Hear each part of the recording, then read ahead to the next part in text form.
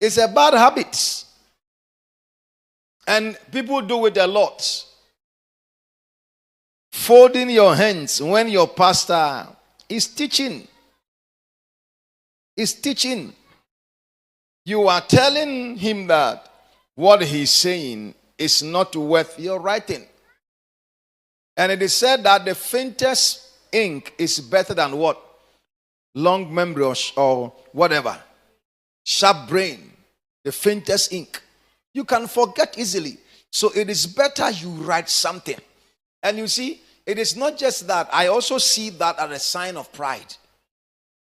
Not that it doesn't work your writing. It's a sign of pride. You are exhibiting a certain character, which it is not going to be in your good favor. It's like you are in a lecture hall and the lecturer is lecturing you. And then you say that, well, I'm not going to write anything. I'm going to listen. At the end of the day, when exams comes, the likelihood that you will forget is there.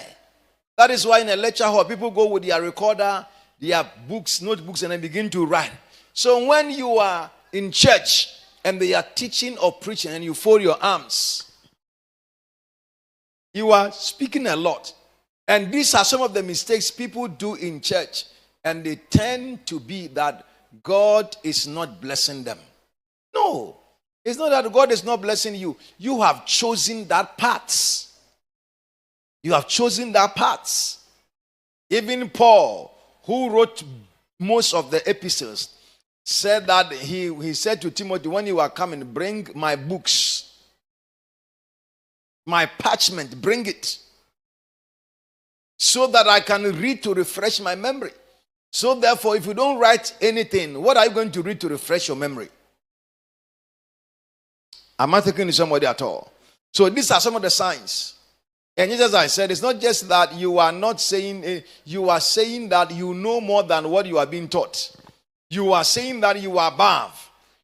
I have listened to my mentor, Bishop Oyedepo, when one of his sons was preaching, Pastor Paul Eneche. He quoted a certain scripture. After the meeting, he said to him, I have been preaching way back, but this scripture you quoted, I have never seen it in the Bible. The man who has read the Bible back to back. So you see him that anytime somebody is preaching, you see him writing. He doesn't say that I am bishop this or that, therefore I'm not writing. That is why most people don't learn anything and then they are not blessed. Because they feel that, I don't need to write. It's a sign of pride. You are not humble. And then the Bible says that God resists the proud and give grace to the humble. So you not going forward means that God is resisting you. Sometimes God wants them to teach you something. But because you are not ready to write, you miss your blessing. May this never be our story. I said, may this never be our story. Number 3, the third habit you need to avoid is refusing to sit where the ushers direct you to sit. It shows you are disorderly. Refusing to sit. It is only in church.